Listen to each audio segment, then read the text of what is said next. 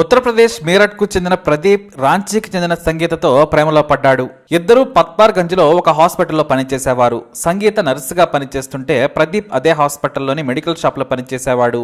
ఇద్దరికి మొదలైన స్నేహం ఆ తర్వాత ప్రేమకు దారితీసింది. దాదాపుగా 2 ఏళ్లు ప్రేమించుకున్న తర్వాత ఇద్దరు పెళ్లి చేసుకున్నారు.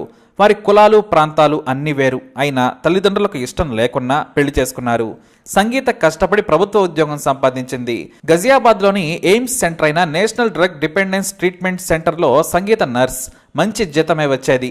సంగీత ప్రదీప్ జీవితం హాయిగా సాగుతోంది. వారికి 3 ఆడపిల్లలు పుట్టారు. పెద్ద కూతురు మనస్వికి 8 ఏళ్లు, యశస్వికి 5 ఏళ్లు, చిన్న కూతురు ఓజస్వికి 3 ఏళ్లు. లైఫ్ బిందాస్గా సాగుతుంది.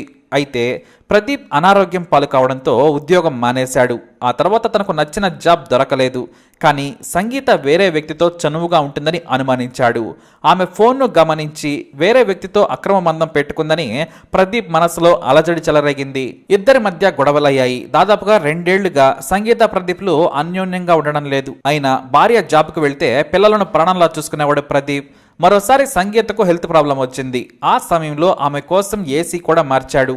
ఎన్నో సేవలు చేశాడు. సంగీత కోలుకున్న తర్వాత మళ్ళీ ఉద్యోగానికి వెళ్ళింది. మంచి జాబ్ చూసుకోవాలని, పిల్లలు పెద్దవారవుతున్నారని సంగీత భర్తకు చెప్పేది. కానీ ఎక్కడా నచ్చలేదని ఇంటర్వ్యూలకు వెళ్తుండేవాడు. ఖాళీగా తిరిగి వచ్చేవాడు. అయితే ఓ పక్క సంగీత మీద రోజు రోజుకి అనుమానం పెరుగుతూ ఉండేది. పైగా తనను దగ్గరకు రానివ్వడం లేదని ప్రదీప్ వాపోయాడు. భార్యగా ముద్దు ముచ్చటకు కూడా దూరం అయ్యావు అంటే నీ ప్రియుడు నన్ను నీకు దూరం చేస్తున్నాడు అని ఎన్నోసార్లు గొడవ పెట్టుకున్నాడు ప్రదీప్. కానీ తనకు అక్రమ బంధం అంటకొట్టద్దని సంగీత ఎదురు దాడి చేసేది. పెద్దలకు కూడా వారి మధ్య గొడవలు జరుగుతున్నాయని తెలిసింది. ఇటు ప్రదీప్ అటు సంగీత వైపు వాళ్లు సమస్యలను పరిష్కరించుకోవాలని సూచించారు. పిల్లల కోసం అన్యోన్యంగా ఉండాలని సర్ది చెప్పారు. ప్రదీప్ మాత్రం తనను ఆమె పక్కన పడుకోవడానికి కూడా అనుమతించడం లేదని బాగా కుంగిపోయాడు. నా మీద సంగీతకు ప్రేమ తగ్గింది. ఎంతో ఇష్టపడి పెళ్లి చేసుకున్నాను.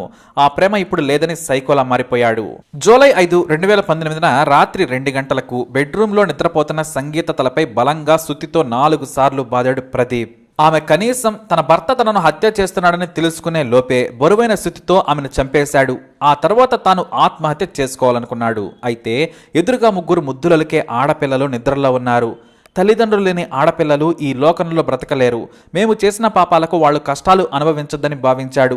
ముందుగానే విషం సీసాలు తెచ్చిపెట్టుకుని ఆ విషాన్ని పిల్లలకు తాగపించి చంపేయాలనుకున్నాడు. ఇక తన భార్య పేషెంట్లు కదలకుండా వాడే టేప్ ని ఆసుపత్రి నుంచి తెచ్చింది. ఆ టేప్ సాయంతో 3 చిన్నారుల తలలకు కట్టాడు. వారికి బలవంతంగా విషం తాగిస్తూ ఉండగా పెద్ద కూతురు గట్టిగా అరిచింది. విషాన్ని బయటకు ఉమ్మేసింది. ప్రదీప్ వారికి విషం తాగిపించడానికి భయపడ్డాడు. ప్రేమగా పెంచుకున్న పిల్లలను చంపాలనుకోలేదు. పెద్ద కూతురును చూసి జాలిపడ్డాడు. పిల్లలను వదిలేసి హాల్లోకి వచ్చి ఏడుస్తూ సోఫాలో కూర్చున్నాడు. అయితే పిల్లల చప్పుడు విని పై అంతస్తులో ఉన్న సంగీత చెల్లెలు రీనా కిందికొచ్చింది. కిటికీలో నుంచి చూసి సోఫాలో పడుకున్న ప్రదీప్ ని పిలిచింది. సోఫాలో ఒంటరిగా ఎందుకు పడుకున్నావు?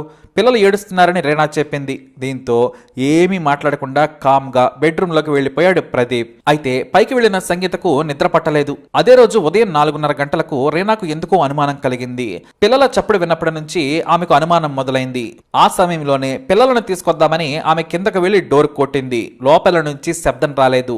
ఎవ్వరూ ఉలకడం లేదు, పలకడం లేదు. దీంతో పక్కింటి వారిని పిలిచింది రీనా. ఓ టీనేజ్ కుర్రాడు గోడపైకి ఎక్కి వెంటిలేటర్ నుంచి బెడ్రూమ్లోకి చూశాడు. బెడ్ పై రక్తపు మడుగులో సంగీత కనిపించింది. అక్కడే ఫ్యాన్కు వేలాడుతూ ప్రదీప్ కనిపించాడు. అందరూ చనిపోయారని ఆ కుర్రాడు కేకలు పెట్టాడు. దీంతో పోలీసులకు ఫోన్ చేశారు. 10 నిమిషాల్లో ముస్సోరి పోలీసులు ప్రదీప్ ఇంటికి చేరుకుని తలుపులు బద్దలు కొట్టారు. ఇంట్లో క్రైమ్ సీన్ విషాదకరంగా ఉంది. చిన్నపిల్లలు విషం బయటకు కక్కకుండా మూతికి ప్లాస్టర్ వేశాడు. దానికి చిన్న రంధ్రం పెట్టి దాని నుంచి 3కి విషాన్ని నింపినట్లు గుర్తించారు పోలీసులు. అయితే అంబులెన్స్ వచ్చిన తర్వాత ఒక్కొక్కరికి పోస్ట్మార్టం కోసం పంపిస్తూ ఉండగా సంగీతకు ప్రాణం ఉందని ఒక బాయ్ గుర్తించాడు. ఆమె నాడి కొట్టుకుంటుందని చెప్పడంతో వేగంగా ఆసుపత్రికి తరలించారు. కానీ ఆమె ఆసుపత్రికి చేరేలోపే చనిపోయింది. తనకు ప్రాణమైన పెద్ద కూతురు నోట్బుక్ తీసుకొని అందులో 6 పేజీల ఆత్మహత్య లేఖ రాశాడు ప్రదీప్. నా బిడ్డలను చంపుకోవడం నేను చేసిన తప్పు. నా ప్రాణానికి ప్రాణమైన పిల్లలను చంపేటప్పుడు నేను నరకం అనుభవించాను. కానీ నేను లేకుండా వాళ్ళు సంతోషంగా బ్రతకలేరు. నాకు బ్రతకాలని లేదు. నేను ఎంతో ఇష్టపడే సంగీతను పెళ్లి చేసుకున్నాను. ఆమెకు వేరే వ్యక్తితో అక్రమ బంధం ఉంది. నేను ఏడాదిన్నరగా నిరుద్యోగిగా ఉంటున్నాను. నా మీద సంగీతకు ప్రేమ తగ్గింది. కనీసం ఆమె పక్కన పడుకోవడానికి కూడా ఒప్పుకోవడం లేదు. ఆమె ప్రియుడు చెప్పినట్లు వింటోంది. మరి కొన్నాళ్లకు సంగీత పిల్లలు దూరం అవుతారని భయం వేసింది. అందుకే నేను వారిని చంపి ఆత్మహత్య చేసుకుంటున్నాను. నన్ను క్షమించాలని కోరాడు ప్రదీప్. మాకెవరికి పోస్ట్ మార్టం చేయొద్దు.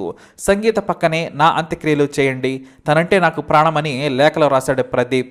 అలా ఒక అనుమానం, నిరుద్యోగంతో పాటు ఇద్దరి మధ్య వచ్చిన భేదాభిప్రాయాలు చివరకు ప్రాణాలు పోయేలా చేశాయి. మరీ ముఖ్యంగా అమాయకులైన సంగీత పిల్లలను చంపి సైకోలా తాను చనిపోయాడు ప్రదీప్.